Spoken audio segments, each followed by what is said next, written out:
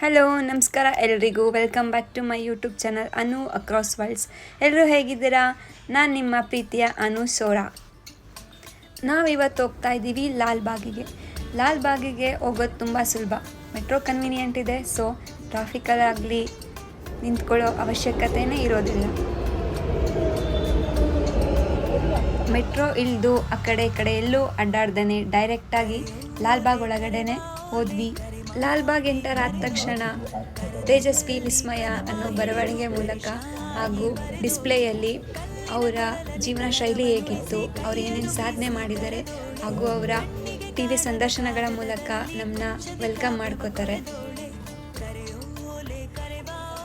ಸಾಮಾನ್ಯವಾಗಿ ಎಲ್ರಿಗೂ ಗೊತ್ತಿರೋ ಹಾಗೆ ಲಾಲ್ಬಾಗ್ ಕಟ್ಟಿಸಿದ್ದು ಹೈದರ್ ಅಲಿ. 18th ಸೆಂಚುರಿಯಲ್ಲಿ ಅದು ಕನ್ಸ್ಟ್ರಕ್ಷನ್ ಸ್ಟಾರ್ಟಿಂಗ್ ಅದು ಪ್ರೈವೇಟ್ ಗಾರ್ಡನ್ ಆಗೇ ಇರುತ್ತೆ ಅವರಲ್ಲಿ. ನೋಡಿ, ನಮಗೆ ಮಧ್ಯ ಹೋಗ್ತಾ ದಾರಿಯಲ್ಲಿ ಕೋತಿಗಳು ಕೂಡ ವೆಲ್ಕಮ್ ಮಾಡಿಕೊಂಡು ಸಿಕ್ಕಿದ ಕೋತಿ ಮರಿಗಳಿಗೆ ಹಾಯ್ ಹೇಳಿ ಬಾಯ್ ಹೇಳಿ ಮತ್ತೆ ಮುಂದೆ ಸಾಗಿದ್ವಿ. ಲಾಲ್ಬಾಗಲ್ಲಿ ಫಸ್ಟ್ ಟೈಮ್ ಫ್ಲವರ್ ಶೋ ನಡೆದಿದ್ದು 1910 ಅಂಡರ್ ಜರ್ಮನ್ ಬಾಟ್ನಿಸ್ಟ್ ಉತ್ಸವ ಕ್ರುಂಬೈಗಲ್. ಪ್ರೊನೌನ್ಸಿಯೇಷನ್ ಇದು ಕರೆಕ್ಟೋ ತಪ್ಪೋ ಗೊತ್ತಿಲ್ಲ, ಯಾರೂ ಬೈಕೋಬೇಡಿ. ಅದಾದಮೇಲೆ 1912 ಪ್ರತಿ ವರ್ಷವೂ ವರ್ಷಕ್ಕೆ 2 ಸಾರಿ ಅನ್ನೋ ಥರ ಲಾಲ್ಬಾಗಲ್ಲಿ ಫ್ಲವರ್ ಶೋ ಮಾಡ್ಕೊಂಡು ಬರ್ತಾ ಇದ್ದಾರೆ. ಲಾಲ್ಬಾಗ್ ತುಂಬ ವಿಶಾಲವಾಗಿದೆ ಮತ್ತು ಹಾಗೂ ತುಂಬ ಬ್ಯೂಟಿಫುಲ್ ಆಗಿ ಕೂಡ ಇದೆಯೋ ಇಲ್ವೋ ಗೊತ್ತಿಲ್ಲ.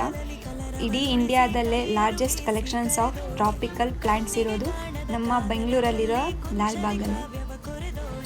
ಮತ್ತು ಇಲ್ಲಿ ಲ್ಯಾಂಡ್ ಮಾರ್ಕ್ಸ್ ಏನು ಅಂತ ಅಂದರೆ, ಸುಮಾರು 3000 ಮಿಲಿಯನ್ ವರ್ಷದ ಹಿಂದಿನ ಒಂದು ದೊಡ್ಡ ರಾಕ್ ಇದೆ. ಹಾಗೂ ಮೋಸ್ಟ್ ಫೇಮಸ್ ನಿಮಗೆಲ್ರಿಗೂ ಗೊತ್ತಿರೋ ಹಾಗೆ ಗ್ಲಾಸ್ ಹೌಸ್ ಇದೆ. ಮತ್ತು ಸನ್ಸೆಟ್ ಟೈಮಲ್ಲಿ ಇಲ್ಲಿರೋ ಲೇಕ್ನ ತೋರಿಸ್ತೀವಿ. ಲಾಸ್ಟ್ ಟೈಮ್ ಇಲ್ಲಿ ಫ್ಲವರ್ ಶೋ ಯಾವ ಥೀಮಲ್ಲಿತ್ತು ಅಂತ ಅಂದರೆ, ಕಿತ್ತೂರು ರಾಣಿ ಚೆನ್ನಮ್ಮ ಹಾಗೂ ಸಂಗೊಳ್ಳಿ ರಾಯಣ್ಣ ಅವ್ರ ಥೀಮಲ್ಲಿತ್ತು. ಮೇನ್ ಫೋಕಸಿಂಗ್ ಕಿತ್ತೂರು ಸಾಮ್ರಾಜ್ಯದ ಬಗ್ಗೆ ಇತ್ತು. ಸೊ ಈ ವರ್ಷ ಯಾರ ಥೀಮ್ ಇದೆ, ಏನೇನೆಲ್ಲ ಕತೆ ನೋಡೋಣ ಒಳಗಡೆ ಹೋಗ್ಬಿಟ್ಟು. ಈ ವರ್ಷ ನಮ್ಮ ನೆಚ್ಚಿನ ಲೇಖಕರಾದ KP ಪೂರ್ಣಚಂದ್ರ ತೇಜಸ್ವಿ ಅವರ ಬದುಕಿನ ಬಗ್ಗೆ ಫ್ಲವರ್ ಶೋ ಮುಖಾಂತರ ನಮಗೆಲ್ಲ ತೋರಿಸ್ತಾ ಇದ್ದಾರೆ. ನೋಡ್ಕೊಂಡು ಬರೋಣ ಬನ್ನಿ. ನನ್ನ ಸಾಹಿತ್ಯ ಪ್ರಪಂಚ ಅಥವಾ ಈ ಪುಸ್ತಕ ಲೋಕಕ್ಕೆ ಮೊದಲನೇ ಸಲ ಪರಿಚಯ ಮಾಡಿದ್ದೆ ನಮ್ಮ KP ಪೂರ್ಣಚಂದ್ರ ತೇಜಸ್ವಿ ಅವರ ಅಡ್ವೆಂಚರ್ ಅನ್ನೋ ಬುಕ್ಕಿಂದ. ನಮ್ಮ KP ಪೂರ್ಣಚಂದ್ರ ತೇಜಸ್ವಿ ಅವ್ರ ಬಗ್ಗೆ ಹೊಸದಾಗಿ ಏನಾದರೂ ಹೇಳಬೇಕು ಅಥವಾ ಯಾರಿಗೂ ಗೊತ್ತಿಲ್ಲದಿರೋ ವಿಷಯ ಹೇಳಬೇಕು ಅನ್ನೋದು ಏನೂ ಇಲ್ಲ ಅಂತ ಅಂದ್ಕೊಂಡಿದ್ದೀನಿ. ಬಿಕಾಸ್ ಆಲ್ಮೋಸ್ಟ್ ಎಲ್ಲರಿಗೂ ಅವ್ರ ಬಗ್ಗೆ ಗೊತ್ತಿರುತ್ತೆ. ಯಾಕೆಂದರೆ ಅವರು ಅಷ್ಟು ಅವ್ರ ಬರವಣಿಗೆಯಿಂದ ಓದುಗರ ಮನಸ್ಸಿಗೆ ಅಷ್ಟು ಹತ್ರವಾಗಿರ್ತಾರೆ. ಕಾಡನ್ನೋದು ಓಪನ್ ಟ್ರೆಷರಿ ಇದ್ದ ಹಾಗೆ ಅಂತ ಪೂರ್ಣಚಂದ್ರ ತೇಜಸ್ವಿ ಅವರು ಹೇಳಿದರು. ಹಾಗೆ ಕಾಡಲ್ಲಿ ಏನೇನು ಅವ್ಯವಹಾರ ಆಗ್ತಾ ಇದೆ, ಯಾವ್ಯಾವ ಥರ ಸ್ಕ್ಯಾಮ್ ಮಾಡ್ತಾ ಇದ್ದಾರೆ, ಇದನ್ನೆಲ್ಲ ಇದ್ದಾಗೆ ಬರಿತಾಯಿದ್ರು. ನೋ ಫಿಲ್ಟರ್ ಅವ್ರ ಬರವಣಿಗೆ. ಏನಂತ ಅಂದರೆ, ಕುವೆಂಪು ಅವರು ಹಳ್ಳಿ ಅಂದರೆ ಕಾಡು ಪ್ರದೇಶದಲ್ಲಿರೋ ಹಳ್ಳಿ ಲುಟ್ಟಿ ನಾಡಿಗೆ ಬಂದು ಸೆಟ್ಲ್ ಆಗಿರ್ತಾರೆ. ಬಟ್ ನಮ್ಮ KP ಪೂರ್ಣಚಂದ್ರ ತೇಜಸ್ವಿ ಅವರು ನಾಡಿನಿಂದ ಕಾಡಿಗೆ ಹೋಗಿ ಕಾಡಲ್ಲಿ ಬದುಕು ನಡೆಸ್ತಾರೆ, ಬದುಕು ಕಟ್ಕೊಂಡು. ಅವ್ರು ಹೇಳ್ತಾರೆ, ಇಂಥ ಅದ್ಭುತವಾದ ಕಾಡು, ಇಂಥ ಅದ್ಭುತವಾದ ಪರಿಸರನ ಬಿಟ್ಟು ನಾಡಲ್ಲಿ ಹೇಗಪ್ಪ ಜೀವನ ಮಾಡ್ತಾರೆ ಜನಗಳು ಅಂತ. ಅದಂತೂ ನಿಜ ಅನಿಸುತ್ತೆ ಬಿಡಿ. ಕಿವಿ ಜೊತೆನ ಕರ್ಕೊಂಡು ಪೂರ್ಣಚಂದ್ರ ತೇಜಸ್ವಿ ಅವರು ಶಿಕಾರಿಗೆ ಹೋಗ್ತಿದ್ದಿತ್ತು. ಶಿಕಾರಿ ಅಂದರೆ ಬೇಟೆ ಮಾಡಲಿಕ್ಕೆ ಕಾಡಿಗೆ ಹೋಗ್ತಿದ್ದಿತ್ತು. ಆ ಪ್ರಸಂಗ ಎಲ್ಲನೂ ಎಷ್ಟು ಚೆಂದ ವಿವರಿಸಿರ್ತಾರೆ ಅಂತ ಅಂದರೆ ಖುಷಿ ಆಗುತ್ತೆ. ಮತ್ತು ಆ ಸೀನ್ ನಮ್ಮ ಕಣ್ಮುಂದೆನೇ ಇದೆ ಅನ್ನೋ ಥರ ಫೀಲ್ ಆಗುತ್ತೆ.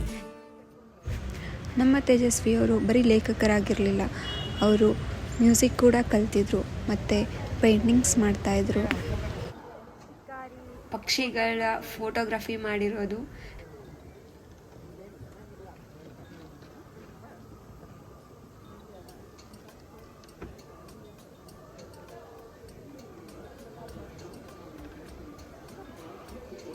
ಹೀಗೆ ಹಲವಾರು ಕ್ಷೇತ್ರಗಳಲ್ಲಿ ಅವ್ರದ್ದೇ ಆದಂಥ ಕೊಡುಗೆನ ಕೊಟ್ಟೋಗಿದ್ದಾರೆ. ಮಂತ್ರಮಾಂಗಲ್ಯನ ಕುವೆಂಪು ಅವರೇ ರೂಪಿಸ್ತಾರೆ. ಹಾಗೂ ಆ ಮಂತ್ರಮಾಂಗಲ್ಯದ ಮೂಲಕ ಮೊದಲನೇ ಮದುವೆ ಮಾಡೋದೇ ಅವ್ರ ಮಗನ್ನ. 1966 ಪೂರ್ಣಚಂದ್ರ ತೇಜಸ್ವಿ ಅವರು ರಾಜೇಶ್ವರಿ ಅವರನ್ನು ಮಂತ್ರಮಾಂಗಲ್ಯದ ಮೂಲಕ ಮದುವೆ ಆಗ್ತಾರೆ. ತೇಜಸ್ವಿ ಅವರು ಒಂದು ನಾಯಿ ಸಾಕಿರ್ತಾರೆ, ಎಲ್ರಿಗೂ ಗೊತ್ತಿದೆ. ಆದರೆ ಅದ್ರ ಹೆಸರೇನು ಅಂತ ಗೊತ್ತಾ? ಅದ್ರ ಹೆಸರು ಕಿವಿ ಅಂತ. ಕಿವಿ ತುಂಬ ತುಂಟ ಅಂತ ಅವ್ರ ಬರವಣಿಗೆಲೇ ಗೊತ್ತಾಗುತ್ತೆ. ತರಲೆ ಮಾಡೋದು, ತೋಟಗಳಿಗೆ ಓಡೋಗಿ ಮನೆ ದಾರಿ ತಪ್ಪಿಸ್ಕೊಳ್ಳೋದು. ಎಷ್ಟು ಚೆನ್ನಾಗಿ ಬರೆದಿದ್ದಾರೆ ಅಂತ ಹೇಳಿದಾಗೆ ಎಲ್ಲ ಫೀಲ್ಡಲ್ಲೂ ನಮ್ಮ KP ಪೂರ್ಣಚಂದ್ರ ತೇಜಸ್ವಿ ಅವರು ಮುಂದಿದ್ದವರು. ಮಲ್ಟಿ ಡೈಮೆನ್ಷನಲ್ ಕ್ಯಾರೆಕ್ಟರ್ ಅಂತ ಅನ್ಬೋದು. ಇನ್ನು ಯುವ ಓದುಗರ ಸೆಳೆತ ಅಂತೂ ಅದ್ಭುತ. ಫೈನಲಿ ನಮ್ಮ ಪೂರ್ಣಚಂದ್ರ ತೇಜಸ್ವಿ ಅವರ ವಿಸ್ಮಯ ಲೋಕನ ನೋಡಿಕೊಂಡು ಗ್ಲಾಸ್ ಹೌಸಿಂದ ಆಚೆ ಬಂದೆ. ಹಾಗೂ ಮಧ್ಯ ಗ್ಯಾಪಲ್ಲಿ ಏನಾದರೂ ಸ್ನ್ಯಾಕ್ಸ್ ತಿನ್ನೋಣ ಅಂತ ಅನಿಸಿ ಒಂದು ತಿಂಡಿ ತಿಂದೆ. ನಾನು ತಿಂತಿರೋದು ನಿಮಗೆ ಗೊತ್ತಿದೆಯೋ ಗೊತ್ತಿಲ್ಲ, ಅದು ಹುಣಸೆಹಣ್ಣಿಂದ ಮಾಡಿರ್ತಾರೆ. ಫೈನಲಿ ಲಾಲ್ಬಾಗ್ ಎಲ್ಲ ರೌಂಡ್ ಹಾಕ್ಕೊಂಡು ಮುಗಿಸೋ ಅಷ್ಟೊತ್ತಿಗೆ ಈವ್ನಿಂಗ್ ಆಗುತ್ತೆ. ಒಂದೊಳ್ಳೆ ಸನ್ಸೆಟ್ ವ್ಯೂ ಕೂಡ ನಮಗೆ ಸಿಗುತ್ತೆ. ಮಧ್ಯದಲ್ಲಿ ನಾಯಿ ಮರಿಗಳು, ಅಳಿಲುಗಳು, ಪಾರಿವಾಳ ಇದೇ ಥರ ತುಂಬ ಫ್ರೆಂಡ್ಸ್ಗಳು ಸಿಕ್ಕಿದ್ರು, ಅವನು ಮಾತಾಡಿಸ್ತು. ಸನ್ಸೆಟ್ ವ್ಯೂ ಈ ಥರ ಲೇಕ್ ಅಥವಾ ನದಿಗಳ ದಂಡೆ ಮೇಲೆ ಅಥವಾ ಸಮುದ್ರದ ಹತ್ರ ನೋಡೋಕೆ ತುಂಬ ಚೆನ್ನಾಗಿರುತ್ತೆ. ನಮಗೂ ಈ ಲೇಕಲ್ಲಿ ಸನ್ಸೆಟ್ ವ್ಯೂ ತುಂಬ ಚೆನ್ನಾಗಿ ಸಿಕ್ತು. ಅದ್ರ ಜೊತೆಗೆ ಒಂದು ಬಾತುಕೋಳಿ ಮೀನು ಹಿಡ್ಕೊಂಡು ಅದ್ರ ಸ್ನ್ಯಾಕ್ಸ್ ತಿಂತಿರೋದು ಕೂಡ ನೋಡಿದ್ವಿ.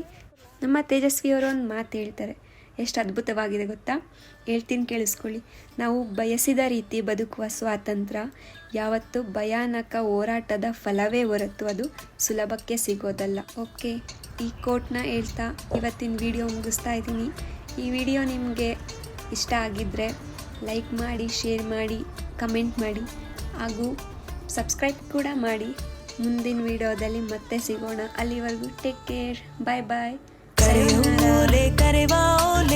ಮಾಡಿ ಕರೆದೋಲೆ.